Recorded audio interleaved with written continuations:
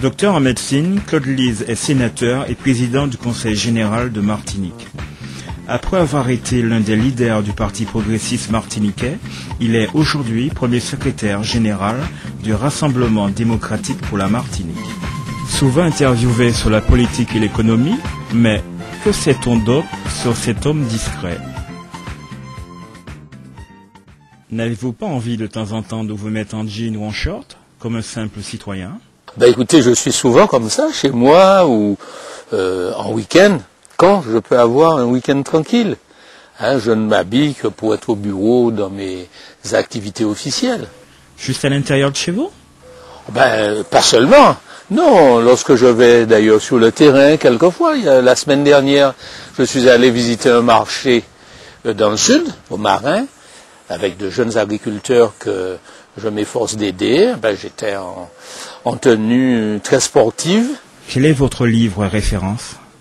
Alors, c'est toujours une question difficile. Disons que si vraiment je dois parler d'un livre référence, je vais vous dire le Prophète de Khalil Gibran, livre de sagesse. Mais en tant qu'homme politique, j'ai un autre livre de référence, c'est L'art de la guerre de Sun Tzu. Pour quel auteur avez-vous le plus grand faible? Question encore plus difficile, parce que j'ai beaucoup d'auteurs, ça dépend, je suis un amateur de poésie, et parmi les poètes, un de mes préférés, c'est Aimé Césaire, ça n'étonnera personne.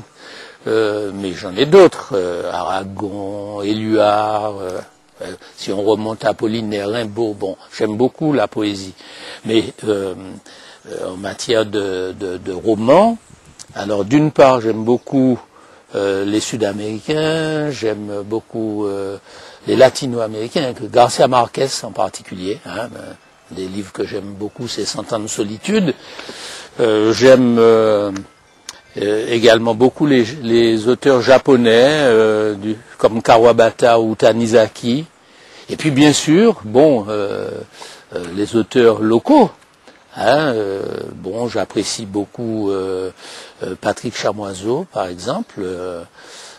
J'aime beaucoup Chronique des Sept Misères ou Autant d'enfance, parce que ça me rappelle beaucoup le Fort-de-France que j'ai connu dans mon enfance. Je suis né à Fort-de-France, j'ai vécu à la rue Saint-Louis et j'ai connu tous les personnages qui sont décrits dans ces ouvrages-là. Et puis, il faudrait que je vous cite beaucoup de monde. J'aime René Depestre, si je prends les auteurs haïtiens.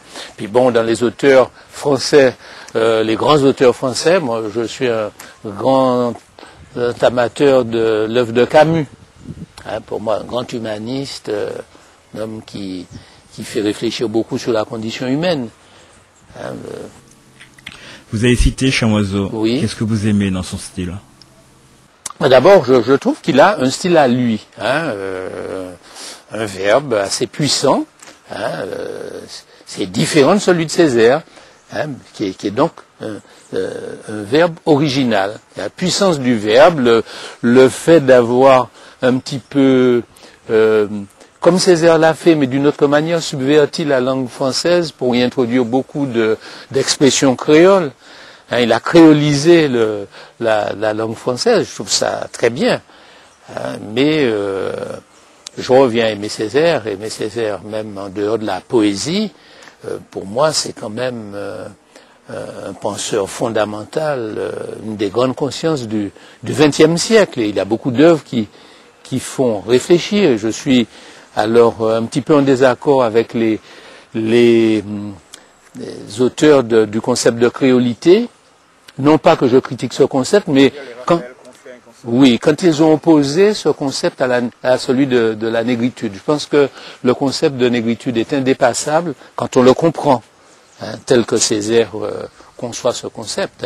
C'est-à-dire une des formes historiques de la condition faite à l'homme. C'est pas lié à l'épiderme. C'est un concept humaniste, fondamental. C'est ce que tous les hommes noirs ou d'origine noire ou qui ont une ascendance noire ou qui partagent le combat des Noirs ont en commun.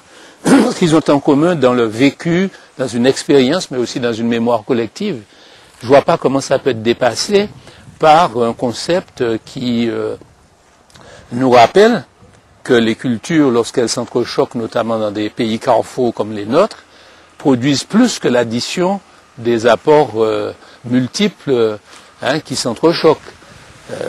Moi, je suis tout à fait d'accord avec l'idée de créolisation telle que définie par les tenants de la créolité que vous évoquiez, cette créolisation conçue comme le surgissement de quelque chose d'original, de nouveau, à partir d'apports multiples. Bon, mais Césaire a parlé de ça aussi. Ça n'a rien de contradictoire avec le fait de reconnaître qu'il y a un élément fondamental que partagent tous les hommes, encore une fois, d'origine noire, les hommes noirs ou qui se considèrent comme tels, ou qui sont vus comme tels par les autres.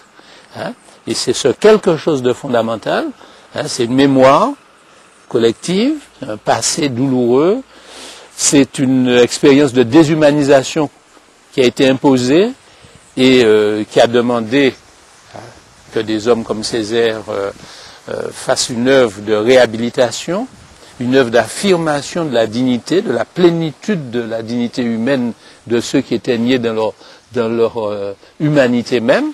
Il y a une dimension éthique dans le concept de négritude. C'est, comme l'a dit Césaire dans l'étudiant noir en 1935, contribuer à l'achèvement de l'humanisation de l'humanité. Ça ne peut pas être dépassé.